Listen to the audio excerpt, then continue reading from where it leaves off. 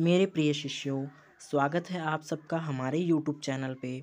और आज की वीडियो में हम पढ़ने वाले हैं गीत, जो कि कक्षा 12 का काव्य संग्रह का काव्य में है। काव्यांजलि में संकलित गीत पढ़ने वाले हैं। तो वीडियो बहुत ही स्पेशल होने वाला है, क्योंकि गीत शीर्षक जयशंकर प्रसाद द्वारा रचित उनकी काव्य संग्रह लहर से यह शीर्षक लिया गया है आपकी बुक में। प्रस्तुत गीत में उन्होंने मानवीकरण अलंकार का प्रयोग करते हुए प्रातः काल का बड़ा ही मनोरम वर्ण सुंदर चित्रण किया गया है। तो चलिए हम अपने पाठ को शुरू करते हैं और गीत शीर्षक की कविता को पढ़ते हैं और उसका अर्थ जानते हैं। लेकिन उससे पहले जो लोग चैनल पे फर्स्ट टाइम विजिट कर रहे हैं, उनसे मेरा निवेदन है कि चैनल को सब्सक्राइब कर लें और बेल आइकन को प्रेस करना ना भूलें, ताकि आने वाली हर वीडियो का नोटिफिकेशन उन तक पहुंचता रहे। तो चलिए, गीत शीर्षक जयशंकर प्रसाद की लहर काव्य संग्रह से लिया गया हमारी पाठ्य पुस्तक काव्यांजलि में संकलित इस कविता को पढ़ते हैं और इसका अर्थ जानते हैं। बीती विभावरी जागरी, अंबर पनघट में डूबो रही, तारा घट ऊषा नागरी। देखिए, प्रस्तुत काव्य संग्रह उनकी जो है काव्य संग्रह लहर से लिया गया है गीत। कवि लिखते हैं बीती विभावरी जागरी। पहले तो आप ये समझिए कि आप जो है इसका संदर्भ कैसे लिखेंगे। मोस्ट इम्पॉर्टेंट होता है, आपको संदर्भ पता होना चाहिए कि संदर्भ किस तरीके से लिखा जाएगा। तो संदर्भ लिखने के लिए आप क्या करेंगे? संदर्भ लिखने के लिए आप लिखेंगे कि प्रस्तुत गीत जयशंकर प्रसाद की पाठ्यपुस्तक काव्य संग्रह लहर से हमारी काव्यांजलि में गीत शीर्षक रचना से ली गई है, उद्गृत है। उसके बाद आप इसका प्रसंग लिखेंगे। प्रसंग कुछ इस प्रकार से लिखेंगे कि इस गीत में मानवीकरण द्वारा प्रातः काल की शोभा का वर्णन किया गया है। तो देखिए, बीती विभावरी जागरी, एक सखी दूसरी सखी से कहती है कि हे सखी, बीती विभावरी, विभावरी यानी रात, कि रात बीत चुकी है, अब तू उठ जाओ। अंबर पनघट में डूबो रही, और आकाश रूपी पनघट पर ताराघट उषा नागरी, उषा रूपी चतुर नारी जो है तारा रूपी घड़े को डुबो रही है। अर्थात कहने का मतलब ये है कि तारे जो है एक एक करके छिपते चले जा रहे हैं। ठीक, आगे देखिए अगली पंक्ति, इसको मैं एक बार फिर बता देता हूँ आप लोगों को, ताकि कहीं संशय न रह जाए। देख लीजिए एक बार फिर से। बीती विभावरी जागरी, एक सखी दूसरी सखी से कहती है कि हे सखी, रात बीत चुकी है, अब तू उठ जा। अंबर पनघट में डूबो रही, ताराघट उषा नागरी, और आकाश रूपी पनघट पर उषा रूपी चतुर नारी तारा रूपी घड़े को डुबो रही है। अर्थात कि तारे जो हैं एक एक करके विलुप्त होते चले जा रहे हैं, छिपते चले जा रहे हैं। तो इस तरीके से ये हमारे पहले स्टैंजा का अर्थ निकलता है। तो हम अब इसके दूसरे स्टैंजा पे चलते हैं। आई होप आपको समझ में आ रहा होगा। अगर आपको कहीं डाउट है तो आप उस डाउट को मेरे कमेंट में दीजिए, मैं उसको फिर इस डाउट को क्लियर कर दूंगा। अगला पद देखते हैं।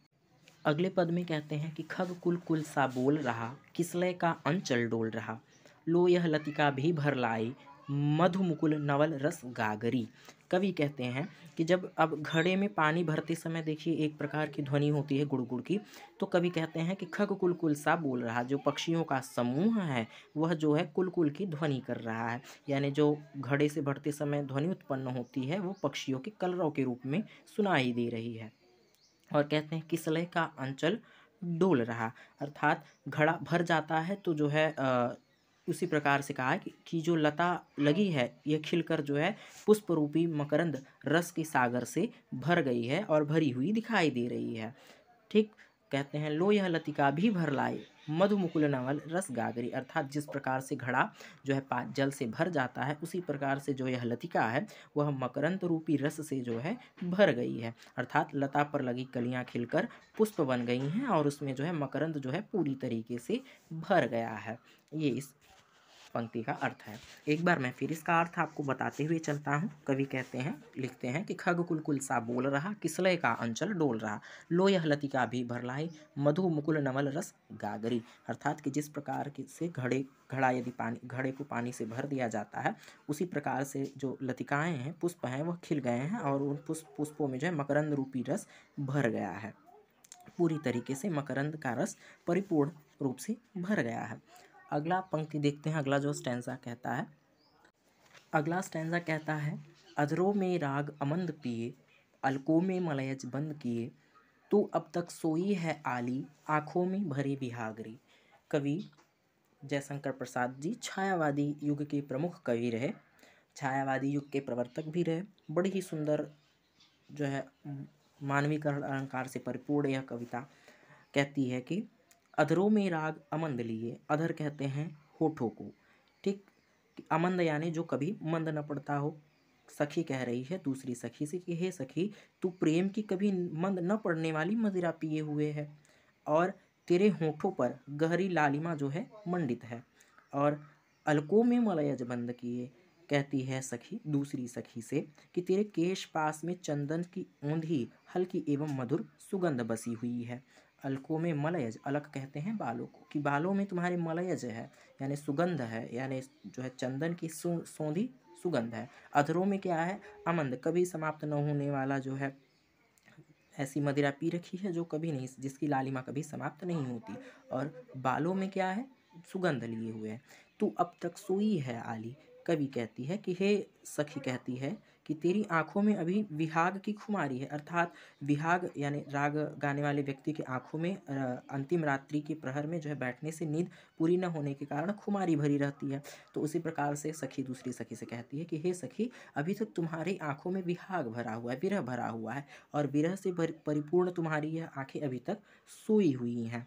तो कवि कहते हैं कि उसी प्रकार से कि प्रियतम के साथ प्रेम क्रीड़ा में रात्रि बिताने के कारण तुम अभी भी नींद से परिपूर्ण हो, यानी नींद तुम्हारी आंखों में भरी हुई है। अब तो सोने का समय नहीं रह गया है, इसलिए अब तुम जल्दी से उठ जाओ। हे सखी, सवेरा हो गया है, रात्रि बीत चुकी है। तो एक बार इसको फिर देख लेते हैं। सखी कहती है अधरों में राग अमंद लिए, कि हे सखी, तुमने अपने अधरों में कभी न मंद पड़ने वाली राग लिए हैं, अर्थात ऐसा मदिरा पी लिया है जो कभी, जिसकी लालिमा कभी समाप्त नहीं हो जाती और तुम्हारा समाप्त नहीं हो सकती, और तुम्हारे केश में, बालों में चंदन की सौंधी और हल्की खुशबू जो है बसी हुई है, और तुम्हारे आंखों में विहाग है, कि जिस प्रकार से विरह गीत गाने वाले व्यक्ति रात्रि के समय विरह गीत गाते हैं और उनके नेत्रों में सुबह होने पर नींद होती है, उसी प्रकार से लगता है कि तुमने भी जो है प्रियतम के साथ जो है प्रेम क्रीड़ा किया, इस वजह से तुम्हारे नेत्रों में अभी तक विहाग रूपी यानी नेत्रों में जो है नींद भरे हुए हैं, और तुम अभी तक सोई हुई हो। हे सखी, अब उठ जाओ, यह सोने का समय नहीं है। तो इस प्रकार से हमारी यह कविता ख़त्म होती है। बहुत ही सरल और आसान व्याख्या हमने बताई है, उम्मीद करता हूँ कि आपको समझ में आ गया होगा। तो कविता में देखिए जो है प्रसाद जी ने किसी स्त्री के पनघट से घड़ा भरने के दृश्य को सांग रूपक के माध्यम से ऊषा पर घटाकर चमत्कार उत्पन्न कर दिया है। प्रसाद जी जो कि काफ़ी जो है प्रतिष्ठित कवि रहे हैं, उनकी रचना कामायनी रही है, जिसको हम अगली वीडियो में पढ़ेंगे। उनकी कामायनी शीर्षक से, श्रद्धा मनु शीर्षक से लिया, कामायनी पुस्तक से श्रद्धा मनु शीर्षक आपकी बुक में यह कविता है। इसके अलावा आपको जो है प्रिय प्रवास अयोध्या सिंह उपाध्याय द्वारा रचित कविता भी हमने पढ़ा दी है। आप उसका वीडियो आप चैनल पे विजिट करके वहाँ से देख सकते हैं। इसके अतिरिक्त मैथिली शरण गुप्त द्वारा रचित कैकेयी का अनुताप पढ़ा दिया गया है। यदि आप देखना चाहें तो चैनल पे विजिट करके वहाँ से उस वीडियो को देख सकते हैं। इसके अलावा जो साहित्यिक हिंदी वाले बच्चे हैं उनके लिए पहला पाठ यानी कि भारतेंदु हरिश्चंद्र जी का, और दूसरा पाठ जगन्नाथ दास रत्नाकर द्वारा रचित जो रचनाएं हैं, गंगावतरण और जो है उद्धव शतक, उद्धव प्रसंग जो भी है, उसको पढ़ा दिया गया है। आप वहाँ से जाके चैनल पे विजिट करके पूरी वीडियो देख सकते हैं। आज की इस शीर्षक को यहीं समाप्त करते हैं। यदि आपको कोई संशय होगा, कविता में कोई पंक्ति नहीं समझ में आई होगी, तो आप उसको मेरे कमेंट बॉक्स में डाल दीजिएगा, मैं उसको फिर से उस पर वीडियो आपको अवेलेबल करवा दूंगा, आपके डाउट को क्लियर करने का प्रयास करूंगा। और जाते जाते एक बार फिर से आपसे रिक्वेस्ट है कि अगर अभी तक आपने नहीं चैनल को सब्सक्राइब किया तो इसे कृपया सब्सक्राइब कर लीजिए और बेल आइकन को प्रेस करें ताकि आने वाले हर वीडियो का नोटिफिकेशन आपको मिलता रहे। तो मिलते हैं आपसे अगले वीडियो में, तब तक के लिए गुड।